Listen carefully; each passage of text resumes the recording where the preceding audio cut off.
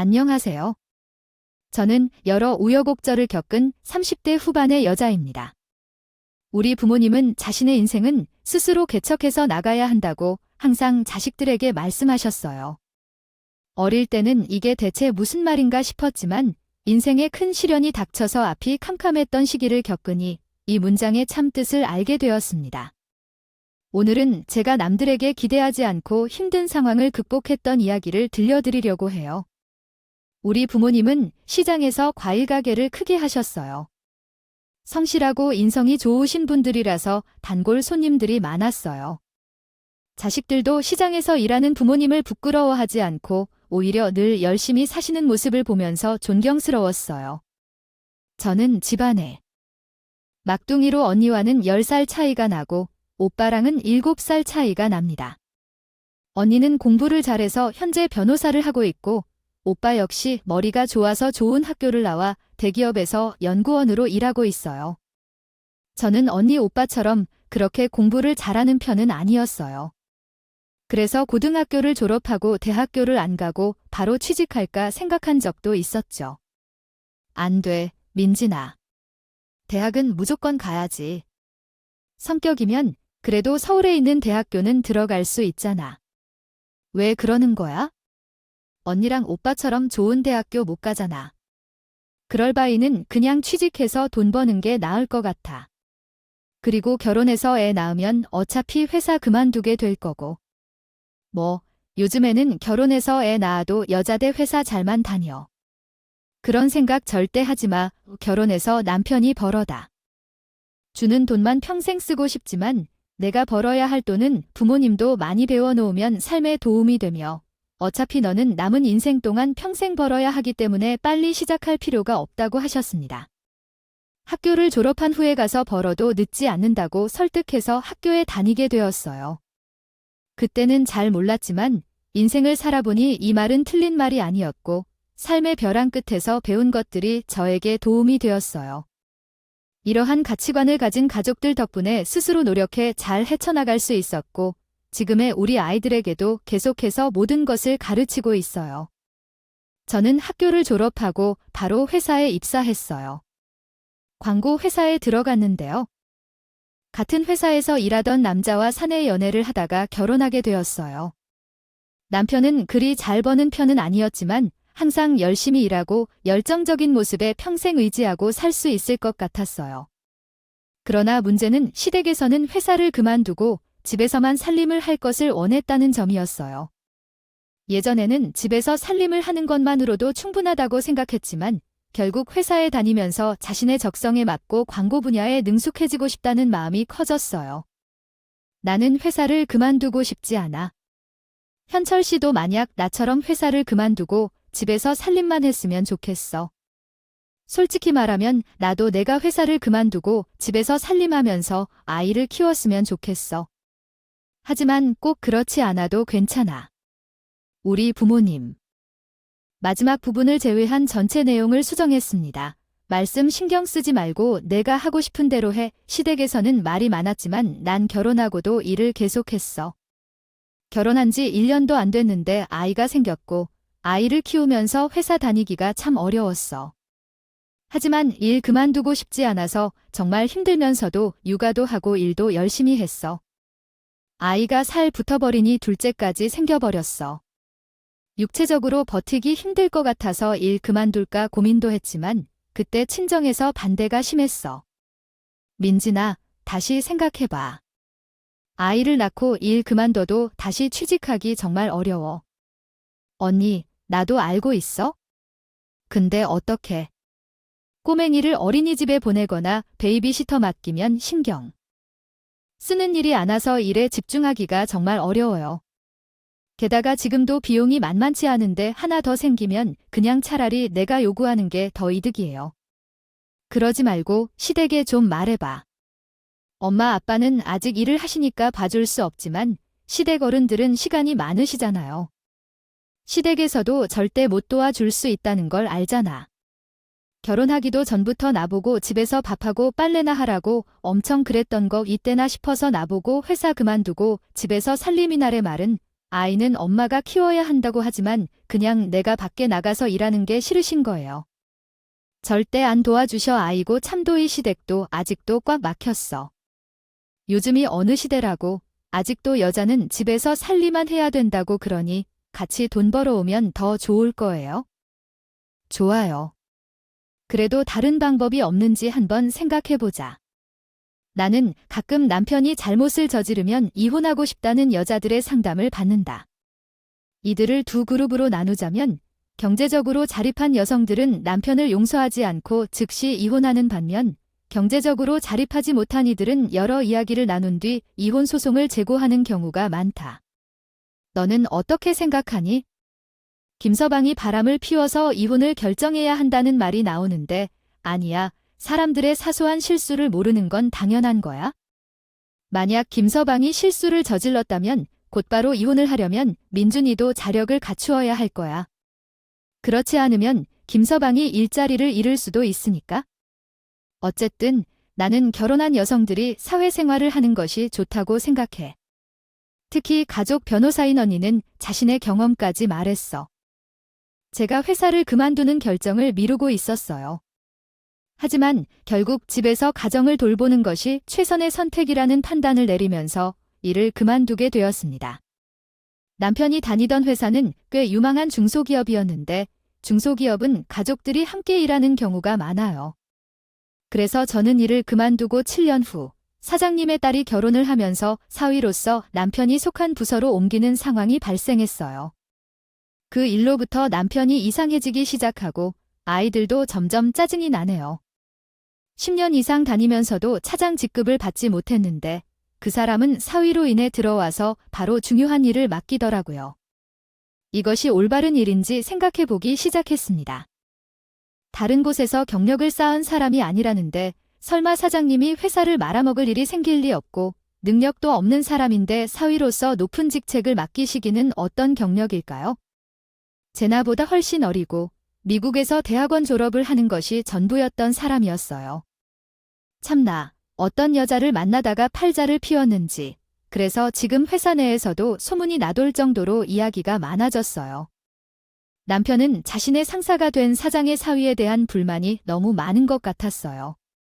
끝나는 데마다 능력이 없으면서 여자를 잘 만나다가 팔자를 잡힌 놈이라고 말하는 것이었죠. 그래서 남편은 항상 회사를 퇴근하고 나서 불평을 했어요.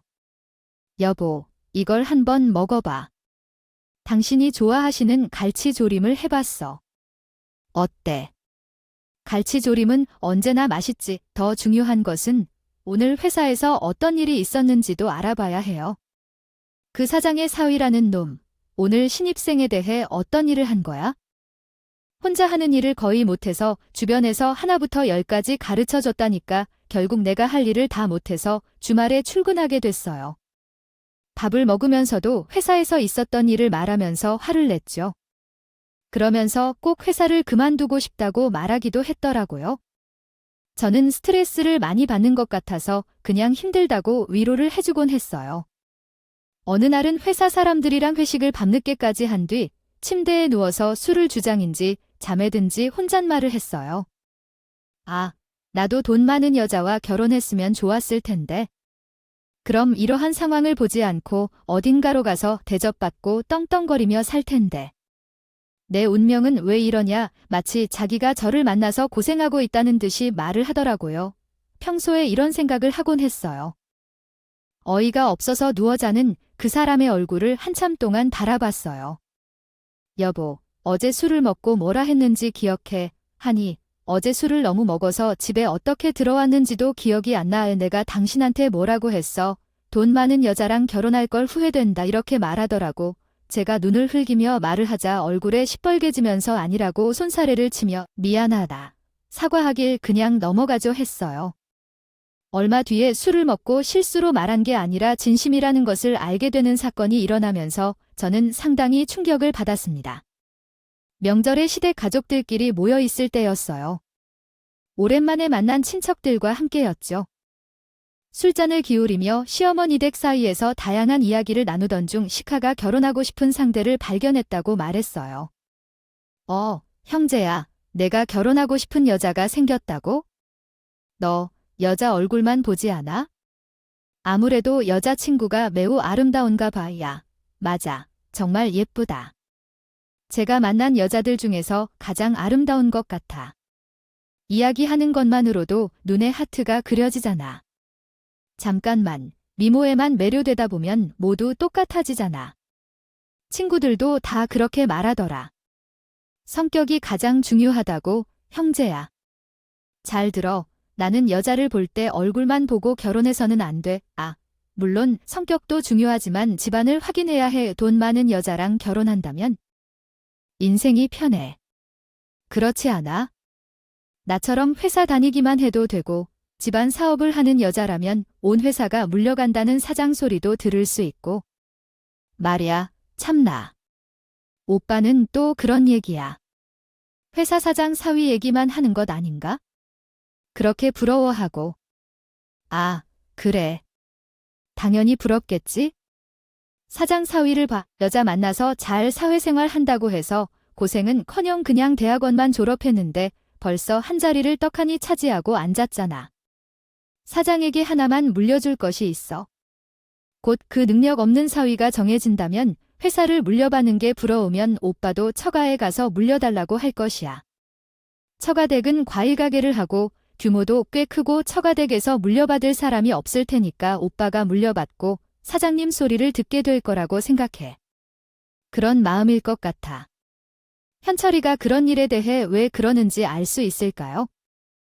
시장 바닥에서 장사를 하기 위해 뼈 빠지게 돈을 벌어서 공부시킨 줄 알아요. 아무리 말만 하는 게지만 가려서 해야지. 그러니까 내가 뭘 하러 몸 쓰는 일을 하는 건데 그건 서비스업도 아니에요? 가끔 가보면 안쓰럽다. 나이가 많으신 분들이 물건을 들고 옮기고 팔아야 하면서 젊은 사람들에게 계속 거리면서 비우고 맞추는 일을 해야 해요. 에휴, 그냥 사장할 사위 눈치나 버렸어요. 제가 시식한 밥 그릇을 설거지하는데 팔자 좋게 거실에 둘러앉아서 우리 집에 대해 함부로 말하는 남편을 보니 화가 났어요. 그 전에 술주정으로 말했던 것도 남편은 회사에서 스트레스를 많이 받아서 실수한 것으로 생각하고 별말 없이 넘어갔는데 이번에는 술에 취해 그렇게 말하니까 상태도 아니었거든요. 저는 끼고 있던 고무 장갑을 벗어던지고 거실로 나갔습니다.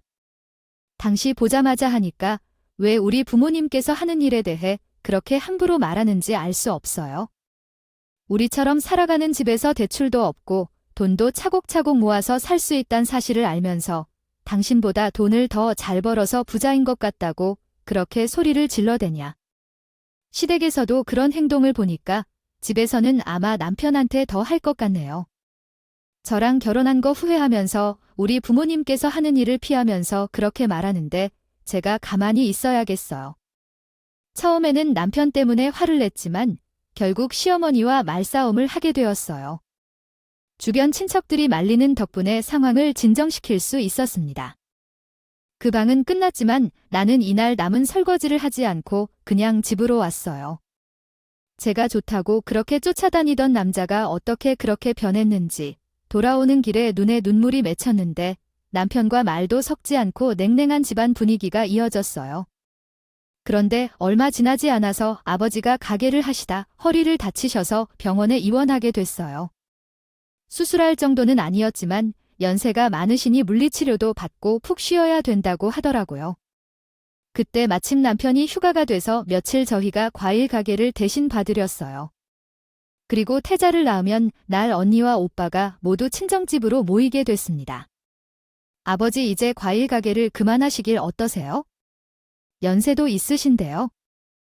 새벽까지 일하면서 물건을 떼어내고 무거운 것을 드시는 것도 좋지 않다고 생각해요. 그런데 가까이에 태형마트가 생기면서 매출이 점점 줄어서 가게를 접어야 하는지 고민하고 있었어요. 그런데 마침 아버지가 이렇게 다치셔서 이번 기회에 진지하게 생각해 볼 만하다고 생각해요. 이제 나도 나이가 많이 들었나 보다.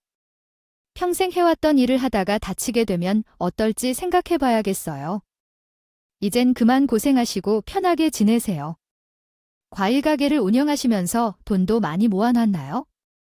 저희가 매달 용돈도 더 많이 드릴 테니 이번에 그만두세요. 저희 언니와 오빠가 가게를 접으라고 말할 때마다 계속 일하실 거라고 생각해요. 부모님께서도 한번 진지하게 고려해 보시겠다고 말씀하셨는데 돌아오는 길에 편히 저에게 의미심장한 이야기를 했어요. 여보, 과일 가게 매출이 그렇게 별로야? 가게를 접을 만큼 아닐걸? 한 곳에 오랫동안 자리를 잡고 있어서 단골 내릴 꽤 많아. 아, 그지. 내가 잠깐 일해봐도 꽤 장사가 잘 되던데. 시장 규모 자체가 크니까 오가는 사람들도 많고. 근데 아까 얘기 들어보니 주변에 대형마트가 생겼고 매출이 많이 떨어졌던데. 아무래도 마트가 생기면 비 오거나 춥거나 더우면 다 그쪽으로 가니까. 요즘에는 배달도 되고 무거운 것 안 들고 말이야. 근데 우리 집은 소매도 하지만 도에 거래처도 많아서 꽤 괜찮은 편이에요. 남편은 저에게 과일 가게 매출이 이것저것 꼬집과 묻더라고요. 사실 제가 알기로는 장사는 그럭저럭 되었어요. 단지 부모님의 연세가 들어 가시니 관리하기 힘들고 마트의 영향으로 매출이 조금 떨어지는 수준이었어요. 남수은 그 이야기를 듣자 고개를 끄덕이면서 무언가 골똘 생각하는 듯 보였습니다. 아마 남편의 속내를 알았다면 그렇게까지 자세히 말해주지 않았을 거예요. 이후 남편은 친정아버지가 다치셔서 아직 회복 중이시니 도와야겠다며 주말마다 시장에 나가 일손을 더하더라고요. 저는 잠깐이라도 남편이 부모님께 잘하는 모습을 보고 감동을 받을 뻔했습니다. 남편이 그 이야기를 하기 전까진 조 여보, 내가 장에 늙은 과일 가게를 물려받게 된다면 어떨까요? 아, 우리 부모님이 운영하시던 가게 말이죠. 그게 대체 무슨 소리예요? 시장에서 과일 가게를 하는 것을 싫어한다고 했는데요. 하지만 저는 며칠 동안 일해보니 나쁘지 않은 것 같아요. 요즘에는 젊은 사람들이 시장에서 장사를 하면 대박을 터뜨리는 경우가 많은데요. 제가 더 잘할 수 있을 것 같아 고민해봤는데 브랜드를 만들어서 과일 가게 프랜차이즈도 가능할 것 같고요. 아니요, 장사하는 것이 그렇게 쉬운 줄은 몰랐어요. 새벽까지 일어나서 청과 시장에 가서 물건을 붙들어야 하고 그리고 만일 과일이 안 팔리면 썩어서 제대로 관리를 못하거나 장사가 되지 않으면 손해가 많이 날 수도 있다고 해요. 또한 가격 반동도 심해서 전혀 모르는 사람에게는 어려울 수 있어요. 남편께서도 뜬금없이 이야기해 주셨는데 과일 가게를 하고 싶다고 했어요. 이야기를 나누니 열정이 어마어마하게 불타고 있었죠. 하지만 제가 지켜온 남편은 뭐든 쉽게 질려하는 성격에다가 시댁 계속 귀한 대접을 받아 자라서 힘든 일을 선호하는 법이 없어서 과일 가게랑 안 맞는다고 생각이 들었어요. 그래서 저는 괜히 더 부풀려서 시장에서 장사하는 것이 정말 어렵다고 말하며 남편의 마음을 접게 하려고 노력했어요. 하지만 남편은 그대로 몇 달 동안 퇴근하면 집에서 쉬지도 않고 시장 과일 가게에 출근했어요. 저희 부모님은 오지 말라고 하여 가게를 물러주기로 생각하지 않았지만 남편은 아랑곳하지 않았습니다. 저희 부모님이 반응이 없자 주말이면 아이를 시댁에 맡기고 저도 과일 가자고 따라갔어요. 김서방은 이제 가게에 나오지 않아. 회사에서 일하고 나면 저녁에는 집에 가서 쉬어야죠. 게다가 매일 주말에 올 때마다 자네 얼굴이 말이 아니야. 장모님께서 수십 년간 일하신 노하우를 배우려면 더 열심히 가게에 나가야 해 바로 물려달라는 게 아니에요. 지켜보시고 제가 잘 운영할 수 있을 것 같으면 그때 말해주세요. 남편은 매일 출근 도장을 찍으며 열심히 일했어요. 부모님은 그런 남편의 모습을 보고 어떻게든 가게를 번창시킬 것 같다고 믿고 가게를 넘겨주셨어요. 남편은 정말 좋아했고 시댁에서 가족끼리 저녁을 함께 먹기로 한 이야기를 했어요. 엄마와 아빠께서 회사를 그만두시고 과일 가게를 물려받아서 운영해보려고 한다고요? 그게 대체 무슨 소리지요? 왜 시장 바닥에서 장사를 하려고 하나요? 갑자기 회사에 어떤 문제가 생긴 것인가요? 이전에 말씀드렸잖아요. 사장의 사위가 경영에 참여했다가 실패했다는 사례를 겪어서 회사는 온전히 제 것이 아니라는 걸 느끼게 되었거든요. 하지만 장인어른께서 가게를 접으신다고 해서도 여전히 회사를 그만두고 사장 일을 하려는데 얼마나 자질 부족한 건지요?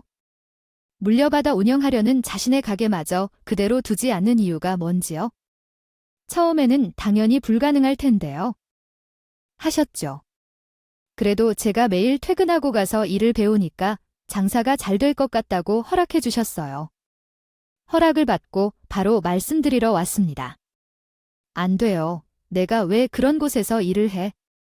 추울 때는 따뜻하고 더울 때는 시원한 곳에서 일을 해야지. 뭐 하냐? 길바닥에서 과일이나 파는 건가? 멀쩡한 회사를 놔두고 그런 곳에서 일을 하는 건 왜? 하필 시장에서 가입하는 부모를 두고 결혼해서 그런 일을 물려받았냐? 아야, 엄마가 왜 그런 말씀을 하세요? 그냥 구멍가게가 아니에요. 사람들이 많은 길목에 자리 잡은 100평 정도의 큰 가게예요. 제가 더 키워서 과일가게 프랜차이즈도 만들고 확장할 거예요. 시댁에서는 시장 바닥 과일가게를 물려준다고 우리 집을 함부로 말하면 남편이 불평을 할 거예요. 들어주면서 시댁 사람들에게 뭐라고 하는지까지 했어요. 하지만 시부모님도 남편의 고집을 꺾을 수 없어서 결국 남편은 회사를 그만두고 그의 사장님이 되었습니다. 처음에는 제가 생각했던 것보다 더 많은 매출이 나와서 놀랐어요.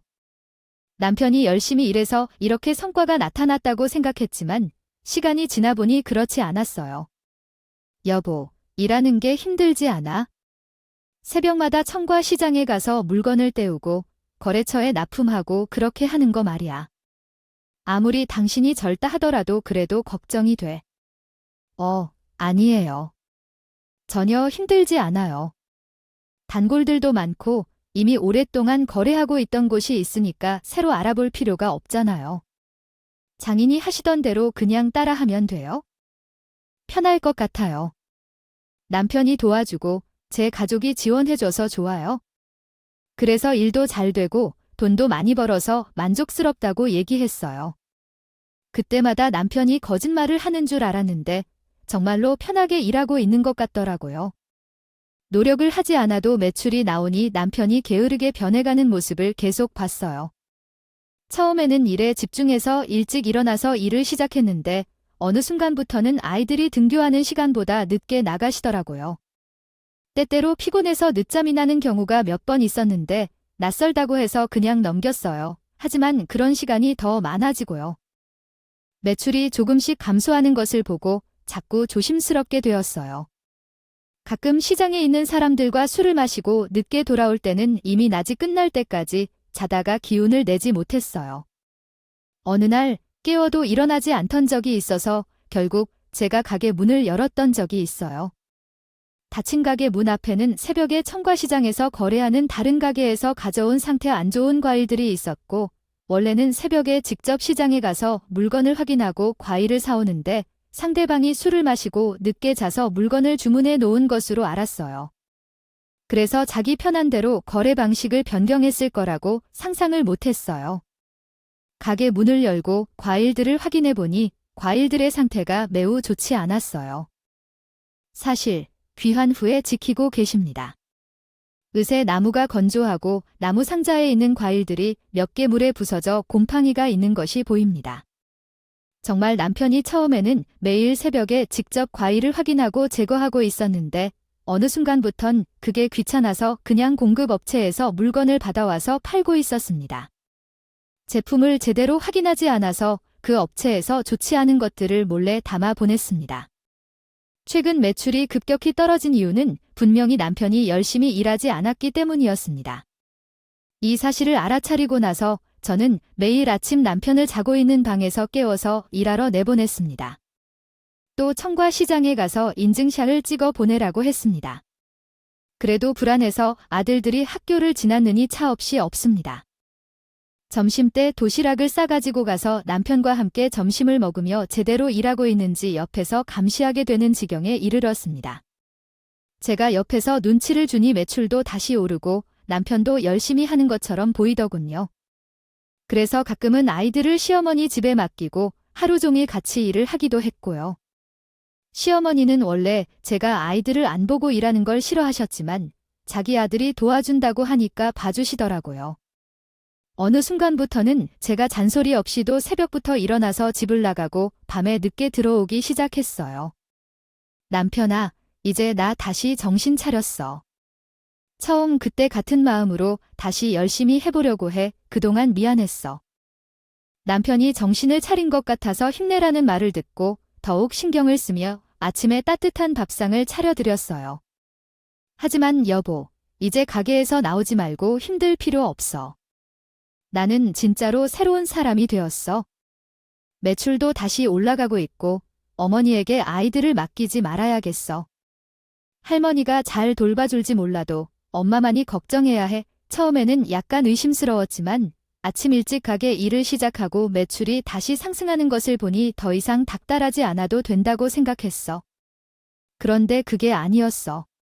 그건 제 나름대로의 착각이었고 남편은 제가 바가지를 긁는 것을 듣기 싫어서 눈을 떴자마자 집을 나가 버렸다가 다시 집으로 돌아와 잠만 자더라고요. 자는 거였죠? 저희 가게 옆에서 옷가게를 하는 선미 언니 덕분에 제 남편 실체를 알게 됐습니다. 제가 남편에게 점심 도시락을 싸가지고 다니면서 장사를 도와줄 때 남편을 욕하면서 친해진 언니가 있었는데 갑자기 연락했더니 요즘 잘 지내지 않는 얼굴 못 본 지 꽤 됐네요. 시장에 통 안 보인다 언니? 오랜만이에요. 편히 정신 차린 것 같아서 감시하러 안 가고 있어요. 매일 잔소리하고 감시했다는 이제는 가게에 가서 일 열심히 하나 봐요. 매출도 이전보다 더 오르고요. 매출이 올랐어. 그건 참 다행이다네. 필요한 물건 리스트 적어주면 알아서 장도 봐보니까 제가 시장에 갈 일이 아예 없더라고요. 남편이 시장에서 일하니요. 이런 것이 좋아요? 아, 그래서 남편이 대신 내가 장을 보는구나. 사이가 좋은 모양이야. 서미 언니는 계속 무슨 할 말이 있는 사람처럼 오물조물이 되었어요. 근데 언니, 제게 무슨 할 말이 있어요. 남의 가정사에 관여하는 건 아닌 걸 알지만 더 이상 그냥 지나칠 수 없을 것 같다고 하면서 말해주셨어요. 우리 남편 정신 차릴 것 같다고 하십니다. 매일은 가게에 나옵니다만 시장 상인들이 노름을 하고 옆에 여자들도 있다고 하더군요. 말을 할까 말까 많이 고민했는데 그냥 둔다면 큰일이 날 것 같아서 연락드렸다고 미안하다고 한 걸까지 말해주었어요. 언니, 정말이에요. 우리 거래녀와 같은 애 해결해보지 않을까요? 남편이 여자들과 노름을 하고 있다고 해요. 그래서 진짜 내가 한 말을 믿지 않을 것 같아서 사진을 찍어 보관했다. 잠시만, 지금 보내줄게. 한번 확인해봐. 사진은 언니가 말한 그대로였어요. 이렇게 확실한 증거가 있으니 믿을 수밖에 없어. 선미 언니와의 전화를 끊고 한참 동안 식탁에 멍하니 앉아 있었어요. 이 현실이 받아들여지지 않더라고요. 혼자서는 감당하기 어려워서 변호사인 친언니에게 전화를 걸어 상황을 이야기했더니 언니는 미친 듯이 화를 냈습니다. 김서방이 여자들과의 노름 문제까지 있단 말이야. 얼마 전까지만 해도 저 갖고 문턱 달투 와서는 가게 물러달라고 하더니 배가 불러도 한참 불렀네. 언니야, 나 이제 어떻게 해야 할지 당장 남편에게 사진을 보여주고 따져 먹고 싶기도 하고 머릿속이 캄캄해서 어떻게 행동해야 할지 잘 모르겠어요. 어떡할까 모르겠어? 당장 이혼해야 한다는 생각까지는 안 하는 게 좋아.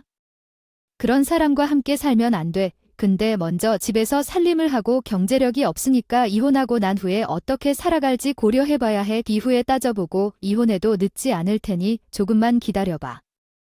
함께 한번 생각해보자. 알겠어. 언니 말대로 할게. 아이들도 내가 데려와서 키우려면 이혼해도 내가 먼저 능력을 갖춰야겠네. 그렇게 며칠이 흘러갔다. 갑자기 사채업자가 집으로 찾아와서 돈을 내놓으라고 문을 두드리고 난리를 쳤어요. 알고 보니 남편이 빚으로 노하고 돈을 다 잃고 상사돈을 날리고 있었어. 없어서 손 올린 모양이었는데요. 하지만 장사도 잘 되지 않아서 돈을 갖지 못해 집까지 찾아온 것이었습니다. 수없이 저희는 시댁으로 들어가게 되었습니다. 시댁 식구들이 싫어서 친정집으로 가고 싶었지만 도저히 저희 부모님을 버리기는 어려워서 할 수 없이 시댁으로 들어가게 되었습니다. 얼마 지나지 않아 친정 부모님도 다 알게 되었지만요. 아이고, 이게 무슨 일이야.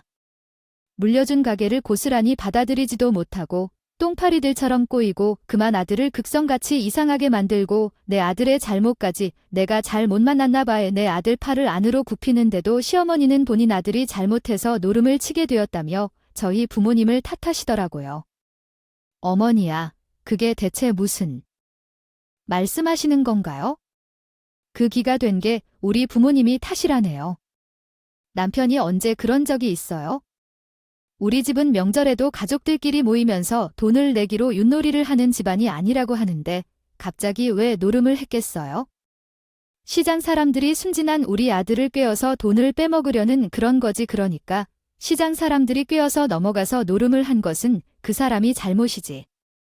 왜 그게 우리 부모님의 잘못이냐고요? 부모님은 그 시장에 있는 가게를 자식에게 물려줬잖아요. 본인 아들한테 물려주어야지. 왜 사위에게 물려주고 이런 문제를 만드냐고요? 시어머니는 본인 아들이 못난 것 같아요. 건 생각도 안 하시더라고요. 저도 기가 켜서 매번 한마디씩 거들었지만 듣는데도 안 하시고 매일 똑같은 말을 반하셨어요. 남편은 밖에 나가 돈을 벌 생각은 하지도 않고 시댁에서 매일 술만 붓고 있었죠. 여보, 지금 이러고 있는 건 시간 낭비할 때가 아니에요. 다시 가게에 나가서 돈을 벌어서 빚을 갚아야지. 어디서 돈을 벌어 가게를 나가면 지금과 같아 가게에 가면 사채업자들한테 맞아 죽는다고. 그럼 다른 방법을 찾아봐야 될 거예요. 아니야, 정신으로 생각해도 방법을 찾기 힘든데 맨날 술이나 퍼먹으면 좋은 해결책이 나와 제가 계속 옆에서 닥달하지. 남편은 갑자기 소리를 고래고래 질러함. 방법이 어디인지 말해줘. 크게 소리를 질렀더니 거실에 계시던 부모님들이 우리 방으로 뛰어들어 오셨습니다. 그 가게도 팔고 집도 팔고. 그것을 팔면 빚을 갚을 수 있잖아. 집을 팔면 우리는 어디서 지내고 가게를 팔면 어떻게 먹고 살아. 그 사람은 지금 정상적인 상태가 아니잖아. 다른 곳에 취직을 할 수도 없어. 집을 팔고 함께 살면 안 돼? 걱정할 게 뭐야? 그리고 돈은 남자만 번다고 생각해? 집이 힘들면 너도 일하러 나가서 돈을 벌어와야지. 남편한테 돈만 생각해. 정말 기가 차서 말도 안 나왔어요. 우리 부모님이 가게를 물려줘서 자기 아들이 망가졌다고까지 하더니 이제는 나 때문에 두박이 하신다고 하셨어요. 손을 대서 언성 높였다는 말을 하셨어요. 게다가 생활비가 부족해서 제가 아르바이트라도 해야겠다는데 애를 키우는데 집중하라고 하며 소일거리도 못하게 하셨던 분인데 이렇게 되니 자기 아들한테 뭐라 해야 할지 모르겠어. 직접 돈을 벌어와라고 하시더군요. 알겠어요. 제가 돈을 벌겠어요. 가게를 운영해서 돈을 벌겠어요. 뭐, 당신이 과일 가게를 한다고 당신이 어떤 수단으로 가게를 하나요? 맨날 집 구석에서 살림만 하던 여자가 뭘 해? 나도 하다가 망했는데 내가 너 같은 줄 알아? 너처럼 대충 하니까 잘만 매출 나오던 가게가 망한 거지. 너랑 반대로 하면 충분히 나 혼자서도 가게를 잘 꾸릴 수 있어. 그날 밤에 애들 데리고 친정으로 갔다. 들어가자마자 어떻게든 친정 식구들께 이 사정을 말하고 싶지 않았지만 더 이상 시댁에 머물 수 없기 때문에 부모님께 그동안 있었던 이야기를 밝힐 수밖에 없었습니다. 부모님은 화를 내는 대신 제 손을 잡으시며 왜 힘든 일이 있는데 혼자 속으로 썩이고 그간 고생을 많이 했느냐며 눈물을 훔치셨습니다. 그 모습을 보니 더욱 죄송한 마음이 들면서 앞으로는 제가 스스로 하면서 열심히 살아가야겠다는 생각이 들었습니다. 부모님은 일을 열심히 잘할 줄 아는 것을 알고 가게 운영을 허락해 주셨는데 대체 이게 무슨 날벼락이냐고 내가 사람을 잘못 보았다면서 매우 후회를 했다. 앞으로가 중요하니 이미 후회해봐서 소용이 없다며요. 엎어진 물 이야기를 멈춰주세요. 앞으로 어떻게 살 거예요? 그 살죄를 어떻게든 갚으면 돼. 하지만 앞으로 아이 키를 살리려면 여러분이 당장 해야 할 일이 많을 겁니다. 걱정하지 마세요. 저도 생각이 있어요. 먼저 집을 팔아서 빚을 갚아야겠어요. 그리고 가게는 제가 운영할게요. 한 번 더 믿고 맡겨주세요. 저는 당장 살던 집을 팔았어요. 다행히 남편 빚을 갚으니 돈이 조금 생겼죠. 그 돈으로 가게를 개조할 생각이에요. 주변에 큰 마트가 생겨서 시장에서 과일 가게 하기가 어렵다고 판단했거든요. 먼저 가게에 남아있는 과일은 싸게 팔아버리고 공간을 재구성할게요. 싹 비운 후 천천히 생각을 해보았습니다. 그때 문득이 창문을 넘어 아이 손을 잡으며 힘들게 장보는 여자가 보이더라고요. 그때 키즈 카페가 머릿속으로 떠올랐어요. 그래도 뭔가를 시작하기 전에 알아두는 것이 좋을 것 같아서 예전에 마케팅 분야에서 다닐 때 만들어뒀던 노트도 보고 서점에 가서 새 책도 사들고 사업을 어떻게 하는지, 마케팅은 어떻게 하는지 공부부터 시작했습니다. 다른 유명한 키즈 카페를 직접 방문해 보기도 했고요. 예전처럼 젊었을 때의 열정이 되살아난 것 같았죠. 몸은 힘들었지만 어째선지 기운이 솟구치더군요. 민진아, 아직 안 자고 책상에서 뭘 하고 있니? 라고 하니, 아, 엄마. 지금 가게 운영을 어떻게 할지 생각 중이에요. 그냥 가게만 열기보다는 전략적으로 계획을 세워서 어떻게 해야 할지 생각 중이에요. 좋을 것 같아서 요즘은 인터넷 검색만 해도 좋은 정보들이 많아요. 그래서 가게를 운영하는 것도 다 머리를 써가면서 해야 하는 법이죠. 특히 우리 시장 안에는 키즈 카페가 없으니 내가 잘만 하면 꽤 반응이 좋을 것 같다는 생각이 들어. 애미가 간식 가져다 줄 테니까 먹으면서 하렴. 다른 가족들에게는 당당한 모습을 보였지만 사실 처음에 오픈할 때는 과연 시장에서 키즈 카페가 잘 될지 걱정도 많이 했어요. 하지만 생각보다 장사가 잘 됐어요. 아마도 이 주변에 많은 애엄마들이 있고 저희 가게에는 넓은 주차장이 따로 있어서 일정 금액 이상을 시키면 몇 시간 동안 공짜로 주차를 할 수도 있게 했더니 자동차를 가지고 시장에 온 여자들이 꼭 방문하는 필수 코스가 되었어요. 갔다 온데도 뭔가 부족한 것 같아서 애 엄마들끼리 이야기하러 갔다가 필요한 것들을 사러 왔어요. 생각보다 시간을 많이 소요하여 키즈 카페에서 엄마들이 즐겁게 놀고 계시면서 여러 가지 디저트를 만들어 함께 팔기 시작했는데 맛있다는 소문이 퍼지면서 대박이 났습니다. 실제로 부모님들도 놀러와서 손님이 많다는 것을 보고 흥미를 느껴 계속 방문하기 시작했어요. 그래서 몇 번이나 가게를 들르셔서 주변을 둘러보시고 민진아, 가게가 너무 허름해. 이걸로는 안 돼. 밖으로 나가봐요. 요즘에 얼마나 예쁜 가게가 많은데 라고 말씀하셨습니다. 시장이 크더라도 이곳은 전에 과일 가게였던 곳이라서 어떻게 꾸며도 시장 티가 나더라고요. 엄마, 무슨 말씀이세요? 제가 얼마나 정성스럽게 꾸밀 준비를 했는데요. 테이블도 요즘 인기 있는 디자인으로 꾸며뒀고 인테리어 소품 하나하나도 다 신경 쓰며 골라 꾸미는 것이죠. 그래서 내가 센스가 있어서 이 허름한 과일 가게가 이렇게나 편한 곳이라는 것은 인정해야 할 거예요. 하지만 이렇게 보세요. 여기에는 유명한 키즈 카페와는 너무 다른 분위기가 있습니다. 네 정이 스마트폰을 제 눈앞에 내밀어 놓았다. 요즘 트렌디한 감성이 느껴지는 키즈 카페 사진들이 있어요. 엄마가 하는 일이 마음에 안 들어서 이에 대해 불만을 품었는데 알고 보니 그게 아니었어요. 아시다시피 저도 이것을 차리기 전에 이것저것 다 알아봤는데 이렇게 하기 위해서는 돈이 많이 들어가야 한다고요. 들어서요. 제 형편에는 이렇게 할 수 없어요. 지금도 충분한 이익이 나니까 돈을 어느 정도 모아서 꾸밀게요. 내가 다 알아봤어요. 얼마 지나지 않아 나중은 무슨 지금도 충분히 장사가 잘 되는 거 알고 있지만 내가 이번에 뒤에서 지원해 줄 테니 이참에 리모델링해서 다시 한번 멋지게 해봐봐. 남편은 못 믿어도 너는 우리 피를 받을 만큼 장사하는 건 타고났을 거야. 이제는 남자만 믿지 말고 내 삶은 내가 꾸려나가. 엄마께서는 제가 장사 수원이 있다면서 저에게 투자한다고 하셨어요. 그러니 꼭 성공해서 나중에 갚으라고 말씀하셨어요. 너무 기쁘기도 하고 그동안 저 때문에 마음 고생하셨을 부모님께 죄송하기도 해서요. 눈물이 나서 감사합니다. 엄마, 고맙습니다. 저는 진짜 열심히 해서 투자금도 모두 갚고 용돈도 충분히 챙길 거예요. 펑펑 우는 저를 보시며 울지 말라고 저를 꽉 안아주셨어요. 그 품이 얼마나 따뜻했는지 이제야 알았어요.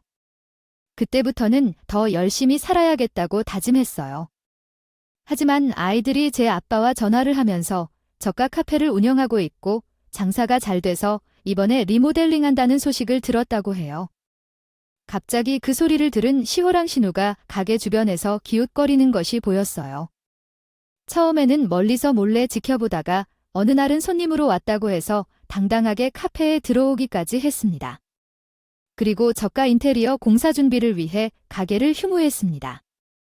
첫날에 시호랑 신우가 공사 인부들을 잔뜩 데려오는 것은 아니겠죠? 이게 뭐죠? 어머니, 먹인 공사하려고 사람들 좀 데려왔지? 오늘부터 카페 인테리어 공사한다고 쉬는 것 아닌데? 아니에요. 맞는데요. 대체 어머님이 왜 제 카페 인테리어 하는 날에 사람들을 데려왔냐? 어머, 언니 말이 왜 그래요? 가족끼리 남남처럼 말씀하시네. 여기가 왜 우리 가게냐? 우리 아들, 가게지. 너는 왜 우리 허락도 없이 과일 가게를 마음대로 업종 변경했어요? 키즈 카페로 바뀌는 건지도 몰랐던데. 갑자기 얼토당토하는 소리를 하더니 가게를 살펴보시더군요. 너무 꼴리고 우스워서 대꾸도 안 하고요. 어떻게 하실 건가 보고 있었는데 다음에 하는 말이 더 각관이었어요. 여기 가게가 한 100평 정도 되는데 우리가 그 절반을 쓸 테니까 그렇게 하라고. 여기 이쪽은 저희가 쓸 테니 너는 반대쪽을 쓰도록 해. 여기서 해도 잘 들어와서 카페하기 딱 좋겠다. 언니, 우리가 여기서 카페를 운영할 테니까 너는 예전처럼 과일 장사나 해요. 오빠는 카페 대신 과일 가게 그대로 하고 싶어 한다고 해요. 알아봤더니 가게 안에 간이 벽 하나 설치하면 2개로 나눠서 사용하기 좋대요. 서로 불편하지 않을 거예요. 대체 무슨 말씀이신가요? 안 돼요. 여기 가게는 못 나눠드려요. 이미 도면과 설계가 다 해놓았고 한 평도 남김없이 다 제가 써야 되고요. 저기 창가 쪽은 테이블을 놓을 예정이에요. 저 구석에는 커피 머신을 놓을 겁니다. 눈현을 책임져야 해요. 우리 아들 가게인데 왜 당신이 허락 없이 우리 아들이 종사할 수 있다고 했어요? 여기는 제 매장입니다. 저희 부모님이 나에게 사장이 되라고 연습시킨 제 가게입니다. 어머님, 과일 가게 이름으로 운영했던 제 매장이 아님을 해명드리기 위해 키즈 카페로 변경하여 운영 중입니다. 당신에게 물려줄 것인지 우리 아들에게 물려줄 것인지 헷갈리게 해서 죄송합니다. 그런데 당신이 허락 없이 자의로 업종을 바꾼 것에 대해 바로잡아야 합니다. 제 가게 운영을 직설적으로 알려드릴게요. 책에서 밑으로 눈길을 옮겨주세요. 아무래도 소음 제거를 위해 두꺼운 간이벽을 설치해야겠죠? 말씀하신 대로 그럴 예정입니다. 신우는 제 이야기를 듣고 있지만 전혀 반응이 없으면서 일꾼에게 일을 시켰습니다. 공사가 진행 중이긴 한데 여전히 문제가 있습니다. 뭘 알아보려고 했는지 모르겠지만 이런 상황이 발생한 것 같네요. 제가 보여줄게요. 여기 제 명의가 있어요. 아들아, 갖게 아니라고 해서 당장 나가세요. 당장 명예가 뭐 중요한 게 부부는 한 팀이잖아요. 명예가 무슨 소용이 있겠어요. 우리 아들이나 마찬가지겠죠? 아들하고 얘기할 때 못 들은 건데요. 저희 이혼할 건데 이혼 조건으로 집 팔아서 빚을 갚아준 거예요. 양육권도 제가 넘어가고 남편은 이미 이혼의 합의서를 법원에 제출한 상태였어요. 그런데 아직 자신의 가족들에게 말을 하지 않은 것 같더라고요. 제 이야기를 믿지 못하는 시어머니에게 남편이 쓴 각서도 보여줬어요. 그 안에는 이혼 후 양육권을 주고 빚을 갚겠다고 써 있었고 저와 남편의 책임이 되어야 할 거예요. 어디서 이딴 종이 조각을 밀어주신 거예요? 이건 말도 안 돼요. 변호사를 찾아서 이 서류가 뭐냐고 전부 설명을 드리고 그 뒤로 시어머니께 이 서류를 보여주고 가게에서 쫓아냈어요. 그러나 정신을 못 차리고 다음 날에도 인부를 데리고 또 왔는데 경찰 친구를 불러서 쫓아냈더라고요. 그 이후로는 다시 나타나지 않더군요. 저는 인테리어를 멋지게 꾸며서 새로운 카페를 오픈하게 되었어요. 동네 입소문이 퍼져서 장사가 예전보다 훨씬 잘 되었죠. 최근에는 체인점을 내보려는 사람들이 저에게 연락을 해서 프랜차이즈로 확장을 한번 시도해보면 어떨까 생각 중이에요. 가족들은 여전히 새로운 도전을 하며 삶을 개척하는 제 모습을 항상 옆에서 응원해주고 계셔요. 가족이 없었다면 지금의 나는 없었을 겁니다.